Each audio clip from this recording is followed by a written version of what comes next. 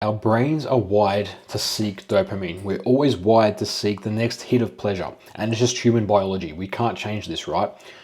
But how can you take advantage of this system and use it to get a better physique and upregulate your mindset?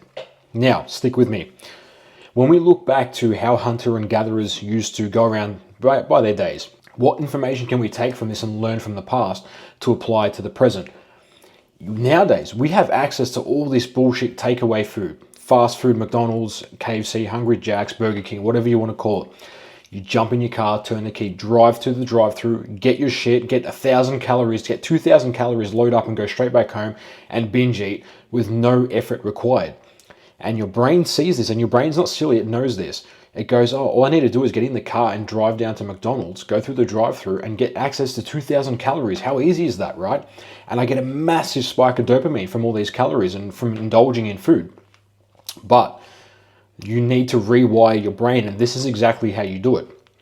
In the morning or whenever you go and train in the day, save your best meal and save your majority of your calories for after you train.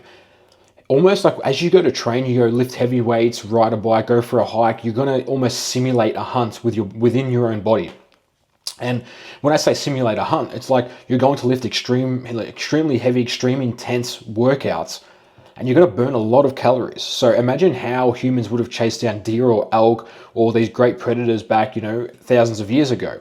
That would have exerted massive amounts of calories, harvested the meat, the food, brought it back to the tribe and ate it together as a collective with the tribe, right? Nowadays, all you do is jump in the car and you go to McDonald's and splurge on 2,000 calories. But if you go and do the hard work first, you go to the gym, smash your workout, extreme high intensity, then after that you do your cardio, whatever you do your bike ride, whatever your form of cardio is after weight training, then after that you come home, you wait half an hour, and then you have the bulk of your calories. You're going to get two benefits from this, right? First thing is, when you go to the gym and after you finish training, we all know you get a massive spike of dopamine and endorphins. Endorphins run through your blood and you get dopamine. You feel good after you train. And if you don't train at the moment, you're missing out on so much on life. You're missing out on who you could become, right? But that's another story in itself. I can make another video on why you should train and how your life is going to change and your brain chemistry is going to change by going to the gym. But just to say, for instance, you do train. You're a regular person that goes to the gym. After you train, you know the feeling you get. You know those rush of endorphins you get. Now, pair that with going home and eating a massive meal, a meal like steak or some high-calorie meal that triggers even more endorphins and more dopamine.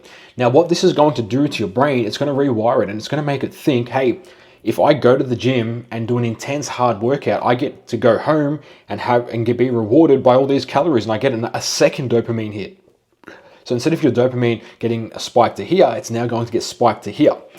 And now your brain's going to start to realize, it's going to start to pick up this habit, and it goes, if I do this and that, then I get more dopamine. And as we know from the beginning of this video, our brains love dopamine. They chase the next high. This is why people get addicted to drugs so easily. This is why people get fat so easily. Because food is essentially a drug. You can eat and eat and eat and keep spiking your dopamine, and your brain is going to be chasing the next high. What's the next dopamine hit I can get? Is it going to be from the McDonald's? Is it going to be from the donuts in the fridge or whatever? Or you're at work and there's donuts on the coffee table. You go and smash the donuts down because your brain is seeking dopamine. It doesn't care about the calories. It doesn't care about what it does to your body. All it wants is to be fed on dopamine. And nowadays there's so much dopamine around us, and the ease of access to dopamine is insane. So you need to restrict how your body feeds off dopamine. And the easiest way to do this right now is you go to the gym, you do your hard work, you simulate as if you're hunting an animal, you're surviving, you're simulating the hunt, and then you go home and then you eat your excess calories. Now, as this is rewiring your brain and it knows now that, hey, I get dopamine from training, I get dopamine from eating, this is a massive spike of dopamine, I'm going to want to do this all the time now. And this is essentially how you build discipline with training and eating. Because it is like right now, if you're stuck and you're like, you can't build the habit, you go to the gym 1 week, then you're off, you're on, you're off, you can't diet, you're on, you're off. And you've been going around this loop for years and years. You've probably been trying to do this 2, 3, 4, 5 years of your life. And you haven't had any success with it, have you? How much success? Like if you were to take your shirt off and look at yourself in the mirror right now, Are you like, would you look at your physique and be like, fuck, that's a mad physique, this is what I want to look like? Or are you looking yourself in the mirror like, ah, shit, like this is not what I want. I've tried to do this over and over and over again, and I'm not getting the result I want. So go back to basics. How did we do it? How many thousands of years ago? That worked for them. Even we go back to the 1950s or 60s, when they started to record videos of people back then, even at the beach, how many fat people did you see on the beach? Pretty much close to zero. Why do you think that is? Let's look at some of the things that have changed amongst society now. How easy is it for you to go and get your dopamine from fast food? And as I said, food is a drug, right? It spikes your dopamine. You can just jump in the car and go to Macca's and splurge on 2,000 calories like that. Back then, in the 50s, it was a lot harder. The cars weren't as accessible or whatever. Like, not every family had a car. You'd have to walk to get your food. Most of the time, you'd have to prepare your own food, and there wasn't hardly any, or if any, fast food chains. I wasn't around in the 50s, so I can't tell you, but I'm sure we can look it up, and I bet you, like, 95% or maybe all these fast food chains weren't even existent. It didn't even exist in the 50s.